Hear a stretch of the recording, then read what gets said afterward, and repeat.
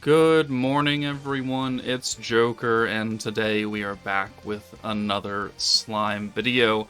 And today, now that the showcases are done for Frey and Diablo, and I have a better understanding of how this team operates, it's time to do the how to build X and Y team focused on the Festive Memories 2025 meta with Diablo, Frey, free-to-play Ranga, and Kamara/Ninehead.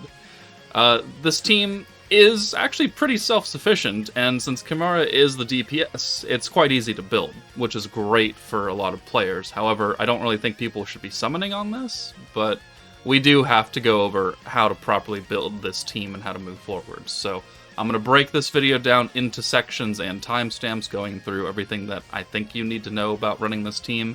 And if you have other questions, please put them down in the comments. But let's go ahead and jump in. Alright, starting off, the best charms that you should be looking for to use with your Protector Diablo. This is a green orb meta, because Diablo changes orbs to greens, Ninehead has a self-convert for greens. You're looking for charms that can buff greens in any way, shape, or form.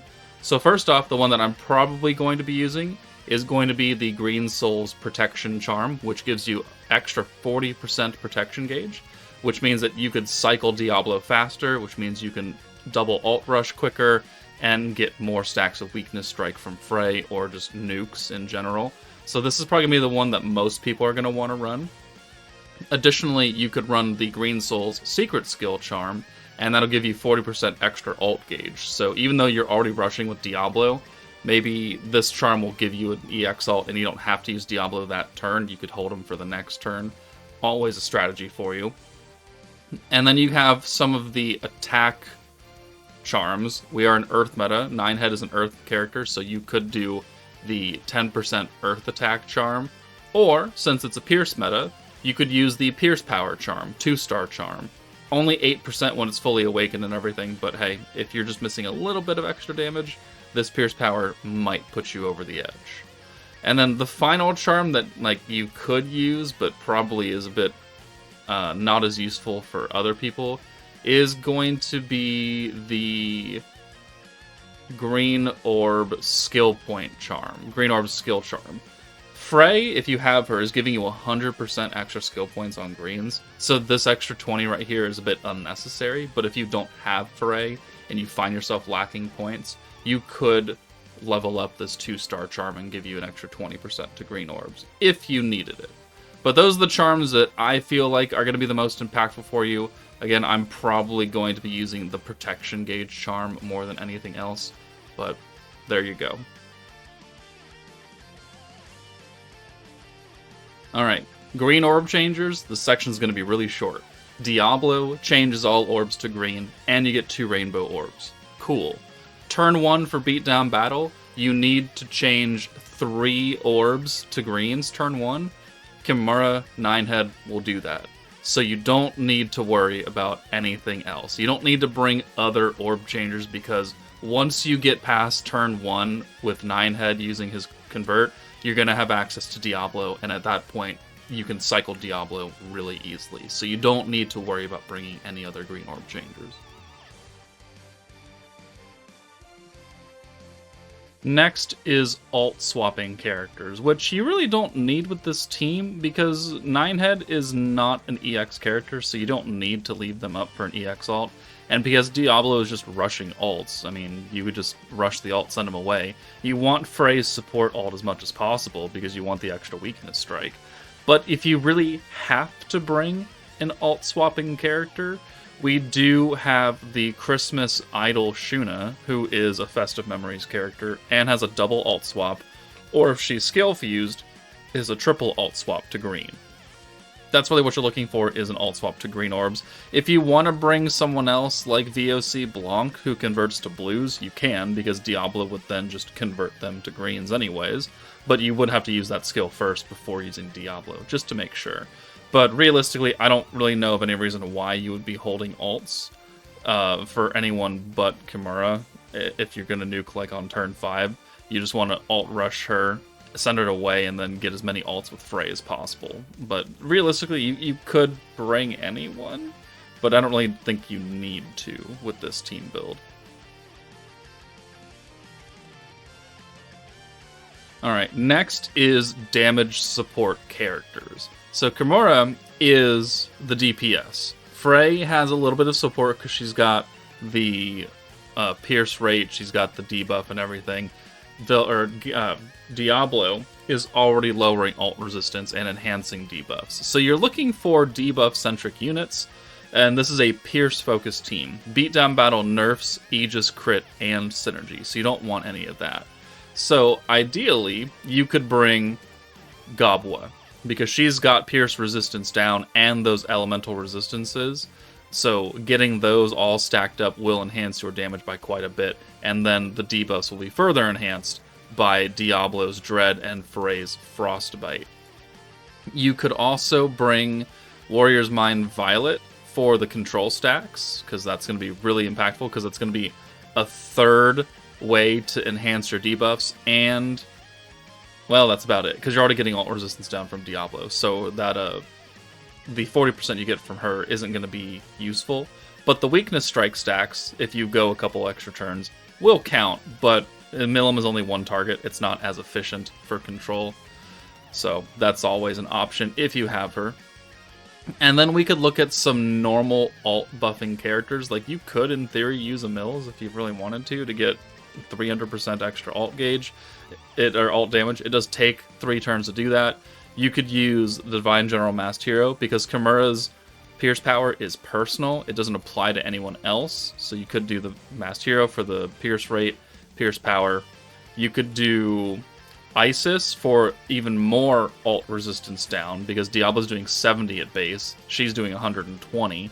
And she also has Drago for magic allies, which this team is mostly magic. So you could further enhance the attack and the pierce power buffs and the weakness strike and everything you're getting on Kimura. Or you could use Kyokyo, who's doing magic attack and weakness strike, so that will enhance Kimura as well. And then going down, we've got, you don't really need attack buffs. You need ult, you need element attacks, so you could do Hinata, or if you've got the points for her, you could use Spirit Master Jean for the 100% element attack. Weakness strike you could get from Summer Shizu, you could get from VOC Blanc, who can be your ult swapping character if you want to put her on as well.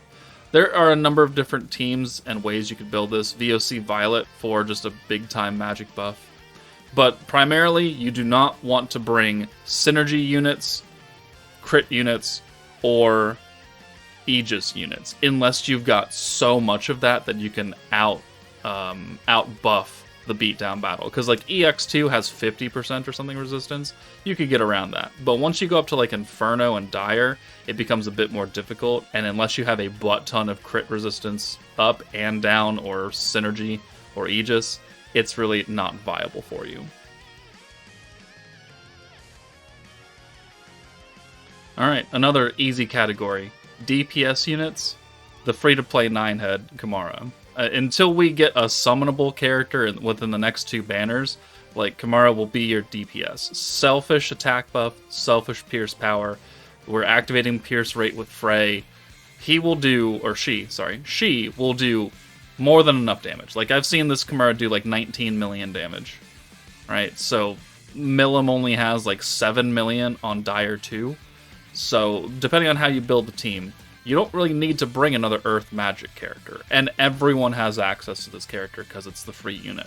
So there really shouldn't be any arguments on your DPS lacking. It's just the support units that you put around her that's going to determine how much damage she can output.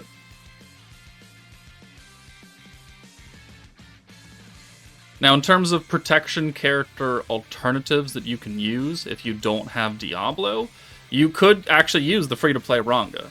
Ranga is doing Frost or Dread and Control stacks, and converts blue orbs to greens, and I think that's about it. So, while his converting is much less efficient than Diablo's, the fact that he still has 2 different ways to debuff that doesn't interfere with Frey's Frostbite means that using Ranga, you could You could do all 3 debuffs. You don't even have to bring Warrior's Mind Violet if you don't want to. So he's actually a solid option in case you don't pull Diablo, whereas most free-to-play protectors are kind of shit.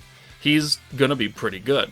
But if you don't want to use a 4-star protector, you want to use another green protector, you could use Hestia, converts to greens, gives you the skill points and the element buff that stacks. Another green protector you can use is Soe, not as efficient, but you will get attack stacks off of that. And then Masayuki and Octagram Demon Lord Guy are also both green orb protectors. Masayuki, you're gonna have to bring someone else to convert, but Guy can certainly do it. Going down into the older 5 stars, EC Velzard is gonna be really, really good. She's 1.5 years old now, so people probably have her from Tempest tickets or whatever. She's gonna be pretty efficient. And then we get into the orange protectors, because Beatdown Battle only nerfs blues. You could use oranges if you want. So you could use a physical Scourge Wielder Elmesia, you could use Shuna, you could use Himmel if you wanted to. So it's really, really easy to build a team for this fight. The only things you want to avoid are characters that are giving you crit or synergy naturally, like Xion or Frey, because that's going to nerf your damage down. So you don't want to do that. You could use also Wielder of Magic Milim, because she's giving you Pierce Rate and oranges. So those are options for you. There's quite a few different builds you can do to make your team run efficiently in Beatdown Battle. Alright, and to end off this video, I have some sample teams for you. Definitely not the only team builds available, but ones that can make sense, and they're very different and varied, so it gives you some options. But first off, this should be Diablo. But we got Diablo, Frey, Kimura, Gabwa. We have Danmachi Bell, because he has his stance that raises your ult damage every time he ults, and he stacks Pierce Power, which normally is bad because we wouldn't get Pierce Rate till turn 8. But Frey will just activate that immediately. So any stacks of Bell that you can get along the way to turn 5 or whatever, you can then immediately take advantage of. And because they are permanent Pierce Power stacks, they work well with Kimura's temporary 100% Pierce. So you could really double up on that. Gabwa, again, with her Pierce debuff and other debuffs, works well. And then we've got Kyokyo for the Magic and Weakness Strike. And then Diablo will just ult rush everyone and put the ult resistance down debuff on. Another build is using Diablo, Frey, Kimura, and then Idol Shuna as just another Festive Memories single target character. You don't really want to use her synergy buff at all, but she does have that ult swap that if you need it for some reason. And then we've got Visions of Coleus Violet for magic, and then the Wielder of Magic Hinata for the element attack buff. So those are another couple of options. You have both Kimura and Shuna who can nuke, quote-unquote. And then we have the free-to-play Ranga with the free-to-play 9-head, and then Divine General Master Hero if you picked her up using your tickets for the 4th Annie exchange shop, or you got her just on your ticket summons just straight up. And then we have Traya free-to-play green converter. Because Ranga only converts blue orbs, you're going to need someone to change greens. So we've got Kimura who can change orbs. We've got Rain with her magic buff. Pretty small, but still can be useful. But she has the green buff, which is going to be important for cycling Ranga. Then Traya only converts to green orbs. And then Milim, having an alt buff and being another converter for green orbs, is going to make this team pretty efficient. I don't know about the power output for like Inferno 1, but it can certainly do EX2. And then we have Protector Hestia, free-to-play 9-head, free-to-play Isis for the green buff, and then Sokka, who is stacking magic attack and pierce resistance down. We've got the old New Year's Light Raphael, who's got pierce rate and ult resistance down for everyone, so that's going to work. And then we've got Water Shuna, just for an ult buff character, and you could use really whoever you wanted to here. But this team works, and free-to-play Sokka from Danmachi is stacking 2 things that this team can use. Pierce power, or pierce resistance down, and magic attack. And then finally, we've got the EC Velzard leader with Kimura. We've got the Summer Memories Ifrit, because he's buffing 10% magic attack for burst characters, I think, or just straight up. But Kimura is a burst unit. And then we've got Old Water Alice for the Pierce Rate, That's the only reason she's here. You could use anyone you want. And then we've got EC Veldora, because he has a green buff, and he's an Earth character. He's an AoE unit, but maybe you need just a second little extra ult damage. And then we've got bitch-ass Dark Veldora, who does ult damage and pierce resistance down. So, like, he does work alongside the rest of this team build, so it is an option for you. But there are 5 different team builds you can use to try and take it on, all focusing on the damage unit, 9-head, and then putting a whole bunch of support around her. But if you have any other pretty good team builds that you've found to work, or you have other comments or concerns or questions about this video and team building, let me know in the comments. But that's it from me. Take it easy, and I'll see you all later.